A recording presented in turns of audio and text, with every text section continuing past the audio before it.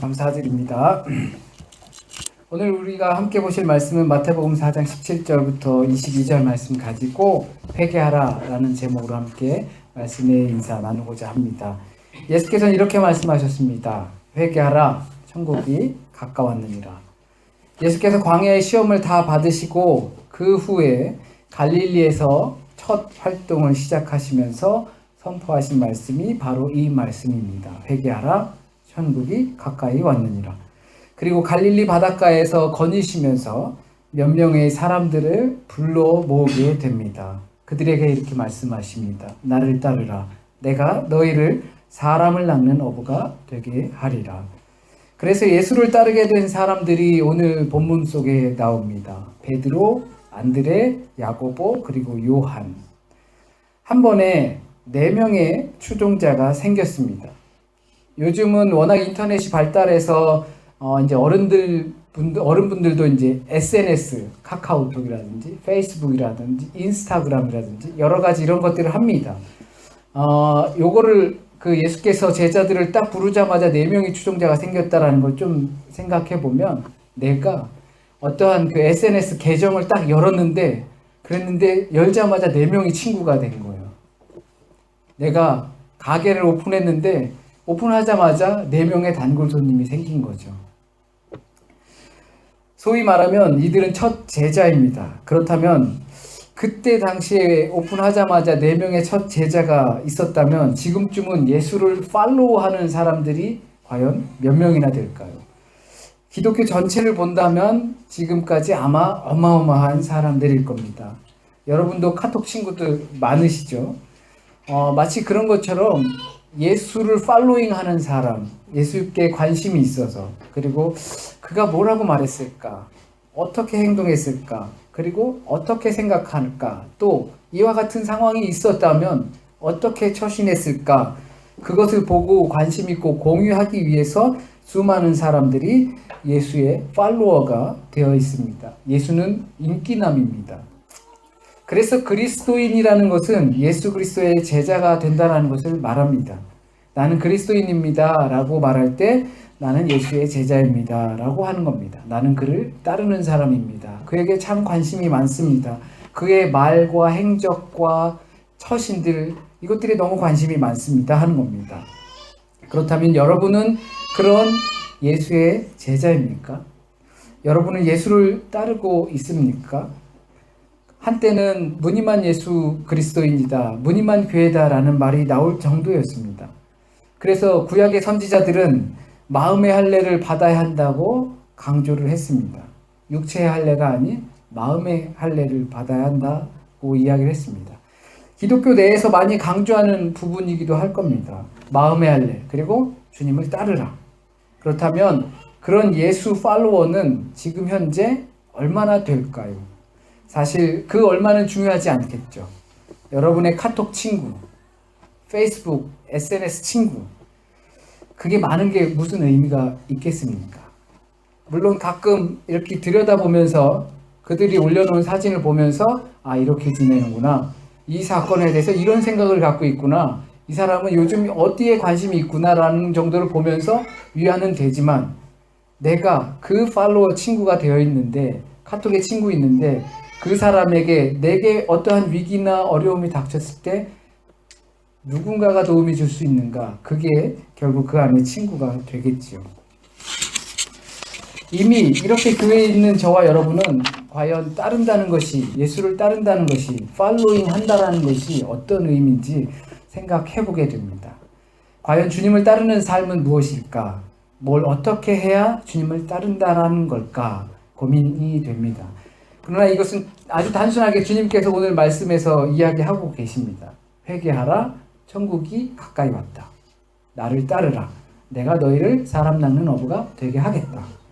이 두 문장은 사실 같은 의미라고 봅니다. 다만 표현이 다르게 된 거죠. 회개하라, 나를 따라라. 듣는 이들에게 명령하는 이 말은 이미 같은 의미로 보입니다. 회개하라, 그리고 나를 따르라. 주님을 따른다는 것이 과연 무엇인가 라고, 나는 어떻게 살아야 주님을 따른다고 말할 수 있는가 라고 스스로 묻는다면 그 대답은 회개라는 겁니다. 주님을 따라라. 주님을 따르라고 우리 교회에서 말씀 속에서 말을 많이 하는데 어떻게 해야지 따르는 거지? 뭘 어떻게 하라는 말이지? 고민되는 사람들에게 이게 답이라는 겁니다. 회개하라. 왜냐하면 주님을 따르는 것은 이미 하나님 나라에 거하는 것이기 때문입니다. 그런데 어떻게 회개하지 않고 하나님 나라에 거할 수 있겠습니까? 그렇다면 말 자체가 나는 따르고 있지 않다라는 이야기죠. 그냥 팔로잉만 하고 그들이 뭘 하고 있나 관심만 갖고 있는 거지, 진짜 그들의 관심에 나도 관심 갖고 깊이 있게 다가가지 못한다라는 겁니다. 우리가 주님을 따른다는 것은 이미 천국 백성이 된 것이고 그들은 회개한 자이고 주님을 향해서 돌아선 사람들입니다. 그렇다면 주님을 따른다는 것, 곧 회개란 무엇일까요? 회개란 어떻게 하는 걸까요? 지난번에 사거리에서 신호를 어겨가지고 사거리가 엉망이 돼서 누군가에게 피해를 줬는데 다음엔 사거리에서 신호를 어기지 말아야지. 그게 회개입니까? 그러면 다음엔 일방통행에서는 신호를 좀 어겨도 되는 겁니까? 아니면 신호를 어겨야지라는 마음은 있는데 겉으로 신호를 어기지 않기만 하면 되는 겁니까? 만일 그렇다면 우리는 매일매일 회개만 하다 끝날지도 모릅니다. 회개한 사람들, 주님을 따르는 사람들은 이미 하나님 나라에 거하면서 하나님의 지배를 받고 천국을 경험하면서 사는 사람인데 매일매일 회개를 해야 하는 그러한 처지에 처한 사람들은 하나님 나라를 언제 경험할지 모르겠습니다. 회개란 우리의 삶에 보이지 않는 것들을 돌이키는 겁니다.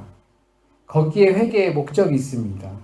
회개란 나를 그 자리, 그 상황에 있게 한 그 뒷 배경, 그것을 다시 돌이키게 하는 것이 회개입니다. 그러니까 하나님께서 나와 함께 한다는 것을 전적으로 믿게 하는 것이 바로 그 바탕에 있습니다. 우리의 개별적인 죄나 위법들은 다 하나님이 함께 하시지 않는다라고 생각하기 때문에 비롯된 것들입니다. 그렇기 때문에 범죄를 하는 것이고요. 그러니까 저 밑바닥에 커다란 배경, 얼음산이 물 위에 뜨는 것처럼 그 커다란 배경을, 그것을 바꾸지 않고 위에 뜬 것만 자꾸 수정해봤자 맨날 그거 수정만 하다가 천국 경험 없이 살게 된다는 겁니다. 매번 삶의 카테고리 중에서 하위에 있는 그것들만 수정한다고 되는 것이 아니라 그 상위에 있는 저 밑바닥에서 지금 이 하위에 내가 있게 만드는 그것을 수정해야 하는 것이 회개입니다. 그래서 회개란 존재하는 나의 사고의 방향을 돌리는 것입니다. 가던 방향을 완전히 돌려 유턴하는 겁니다. 신호를 어겼네, 쓰레기를 버렸네, 물건을 훔쳤네, 이것들 하지 않는 것이 아니라, 물론 이런 것들도 해야겠죠. 하지만 근본적으로 그것들이 싫어지는 상황이 되는 겁니다. 회개를 하게 되면 그게 싫어요. 그거 하기 싫어요. 그게 부정한 걸로 느껴지게 되는 겁니다. 주님과 함께하기 때문에. 회개하라, 천국이 가까이 왔다라는 말을 다르게 말하자면 하나님 나라, 하나님의 통치, 하나님의 지배를 향해서 네 정신을 돌려라 라는 겁니다. 그래서 교회에서 자주 하는 말이 왜 사는가? 무엇을 위해 사는가? 이런 질문들을 많이 합니다. 그래야 삶의 현실에서 작은 부분들이 의미가 있어지기 때문입니다. 이걸 우리는 생각이 바뀐다라고 말합니다. 현실에 저질러 놓은 그 많은 것들, 더러운 것 또는 혼란스러운 것, 내가 치워야 할 것들, 이것들을 잊게 하는 것들, 그것들만 치우는 것이 아니라 그것들을 잊게 만든 것들, 그것은 결국 생각입니다. 내 삶의 현실을 지배하고 있는 생각이 돌아서는 것을 회개라고 합니다. 내가 중요하게 생각하고 좋아하던 것들이 이제는 중요하지 않고 더 이상 좋아지지 않는 겁니다. 내가 중요하다고 생각하는 것들 때문에 벌어진 일들을 매일 회개하는 것보단 그 중요하다고 생각하는 것이 다른 초점으로 중요하게 생각되는 것. 나는 이제 그거 싫고 이게 더 좋네 라고 하게 되면 그동안 벌어졌던 일들은 나타나지 않게 되는 겁니다. 나를 좌지우지하던 어떤 확고한 개념들이 이제 대수롭지 않게 여겨집니다. 나의 이상형이 키 큰 사람을 만나는 겁니다. 그런데 누군가를 만났더니 그 사람은 키가 작습니다. 나의 삶의 목표가 성공입니다. 연봉을 얼마 받는 것입니다. 그런데 누군가를 만났더니 그게 전혀 중요하지 않게 됩니다. 소위 말하는 천국을 경험하게 되는 거죠. 이렇게 사는 게 기쁜 것, 그런 천국을 경험하게 되는 겁니다. 주님 함께 하시니까 생각이 바뀌고 그동안에 좋았던 것들이 싫어지는 것이 천국 경험하는 겁니다. 그래서 예수께서는 회개의 실질적인 것을 요구합니다. 회개하라. 실질적인 것, 그것은 바로 나를 따르라 하시는 말씀입니다. 추상적인 추종의 의미만을 말하는 것이 아니라 생각만 그렇게 하라는 것이 아니라 행동으로 보여주라. 그것이 나를 따르라 있는 겁니다. 주님의 지시입니다. 그래서 오늘 본문 속에서 제자들은 그물을 버리고 배를 버리고 심지어 아버지까지 버리고 따릅니다. 나를 따라와라 라고 했는데 제자들은 소위 말하는 생업을 던져버리고 예수로 생업을 삼아 따라 나섰던 말입니다. 주님을 따르는 것을 행동으로 보이는 것이 한 예이지요. 이와 관련된 내용으로 우리가 잘 아는 성경 부분이 있습니다. 어떻게 해야 영생을 얻을 수 있습니까? 십계명을 잘 지켜라. 십계명을 잘 지켰으면 너의 재물, 그러니까 너의 땅의 소유, 이것을 다 이웃들에게 나눠주고 나를 따르라.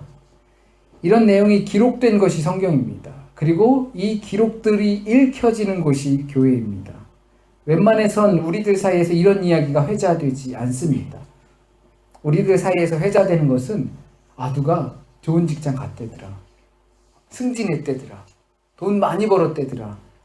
복권 당첨됐대더라. 집을 굉장히 싸게 샀대더라. 이런 것들이 우리들 사이에서 회자되는 이야기입니다. 혹시 여러분의 가까운 사람들 중에 예수 믿어서 거지 됐대. 이런 거 막 회자되는 경우 있습니까? 어떤 사람이 예수를 만나더니 모든 것을 포기하고 다 열심히 자신의 삶을 예수의 삶을 위해서 살았다더라. 우리도 그렇게 좀 하자. 이런 것이 막 회자돼가지고 마른 풀에 막 불 붙듯이 막 번져나가는 광경을 혹시 보신 적 있습니까?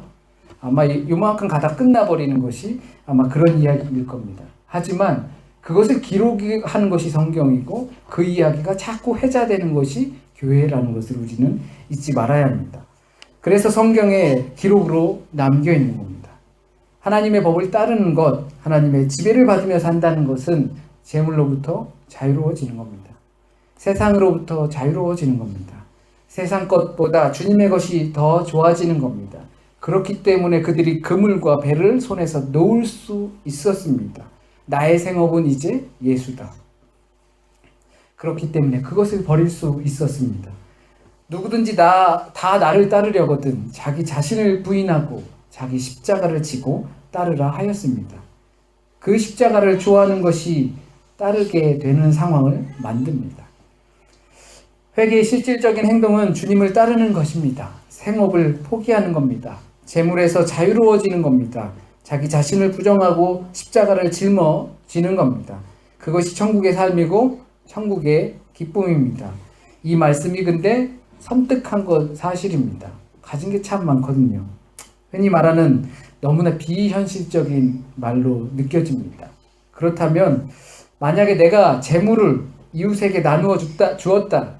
그리고 나는 주님을 따라서 나는 영생의 삶을 이 땅에서 천국을 경험하면서 살았다.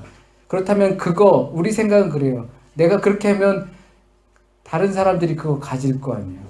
내가 나누어준 땅 그걸 받아서 자기들은 그걸 생업으로 사는 사람들은 천국 못 갈 텐데 그러면 안 되잖아. 그런 생각을 우리는 하게 됩니다. 내가 버린 배, 내가 버린 그물, 그것을 분명히 주워다 쓰는 사람, 그걸 갖다 쓰는 사람들이 있을 텐데 나는 그래서 영생을 경험하면서 살 수 있다지만 그것을 주워다 쓰는 사람들은 영생을 경험하지 못하고 천국을 못 가면 어떡하나 그런 생각을 우리가 할 수 있게 됩니다. 그러니까 버리는 것에 초점을 맞추는 것이 아닙니다. 그것은 지역적인 것입니다. 자꾸 하위 카테고리만 수정하는 겁니다. 버리게끔 하는 그 원초적인 생각에 초점을 맞춰야 합니다. 제자들로 하여금 버릴 수 있게 한 것이 무엇입니까? 너희를 사람 낚는 어부가 되게 하겠다라는 그 말입니다. 사람을 낚는다는 건 뭡니까? 지금의 것들을 팽겨쳐도 좋다는 그런 의미는 무엇입니까? 그건 죽음이 아니고 생명이기 때문입니다. 제자들은 어부입니다. 지금까지 물고기를 낚았습니다. 그 물고기를 낚는다는 것은 표현 자체가 죽는 겁니다. 죽이는 겁니다. 왜 낚습니까? 낚아서 내가 먹고 살려고요. 그러니까 상대의 죽음을 담보로 내가 살겠다라는 것이 바로 그 생업입니다. 그러니까 그들은 그걸 버린 겁니다. 왜? 영원한 생명이 예수께 있기 때문에. 그거로 더 이상 의지하면서 사는 것이 아닙니다. 이제는 그것을 버리고 사람을 낚는 사람이 이제 어부가 된다라는 것은 생명으로 산다라는 것입니다. 이제 상대의 죽음을 담보로 내가 사는 것이 아니라 저들을 살리기 위해서 내가 죽는다라는 것이 바로 생업을 포기하고 예수를 따랐던 그 제자들의 모습입니다.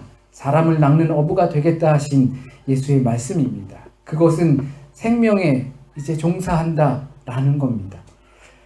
예수를 추종하며 예수를 팔로우하는 사람들을 그리스도인이라고 합니다. 제자라고 합니다.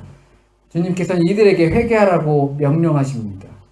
우리 삶에 저질러져 있는 또는 내가 저질러 놓은 정리하면 또 쌓이고 정리하면 또 어질러져 있는 그런 회개가 아니라 그것들을 발생하게 했던 상위의 생각들을 전환시키는 겁니다.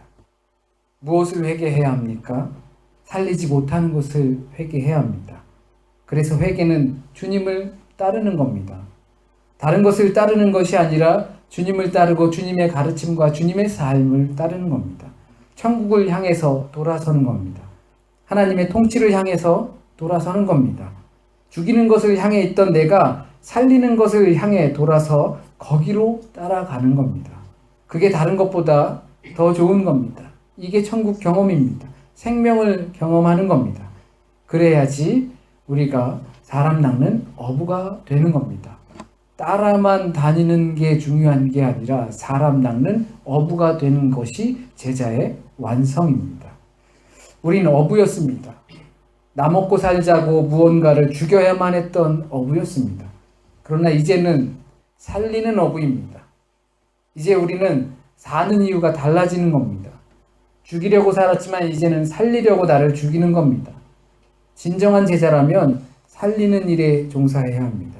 그러려면 회개의 상위 개념을 주님을 향해 바꿔야 하고 따름, 현실에서 버려야 합니다. 그러면 천국이고 그곳이 생명을 살리는 사람 낚는 어부가 되는 겁니다. 여러분의 어장이 예수 그리스도의 그 물가의 길 간절히 바랍니다. 기도드리시겠습니다. 회개하라. 천국에 가까웠다. 나를 따르라. 이제는 사람을 낚는 어부가 되게 하겠다.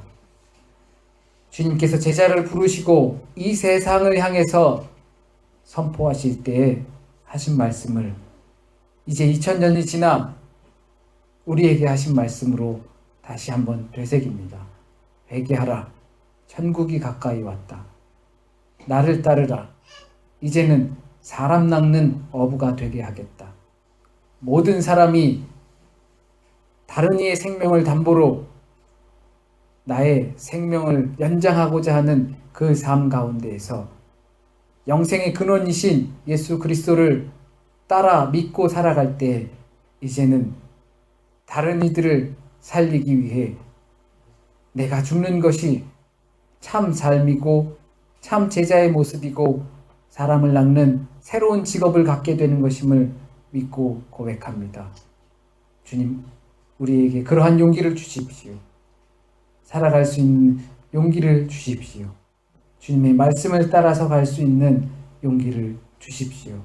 또한 회개하게 하십시오. 오늘 전해진 말씀 가운데 혹시 주님께서 오늘 우리에게 하시고자 한 그 말씀과 어긋나는 것이 있다면 참된 말씀만 우리 가슴 속에 남게 하여 주시고 뿌리 내리고 열매 맺게 하여 주셔서 우리가 다음 주에 다시 돌아올 때 주님 말씀 앞에 다시 설 때에 주님 기쁨으로 설 수 있도록 주님 인도하여 주시옵소서. 또한 한 주간의 삶도 주님께 맡깁니다. 주님 함께 해 주심을 믿습니다. 주님 함께 하시기 때문에 없는 척 살 수 없습니다. 주님 함께 하심을 믿고 살아가게 하여 주시고 내게 필요한 것만 채우는 그 함께 하심이 아니라 늘 함께 하셔서 우리를 지켜보고 계심을 믿고 살아가는 한 주간 되게 하여 주십시오. 모든 것 주님께서 이끌어 주실 줄 믿고 우리 주 예수 그리스도의 이름으로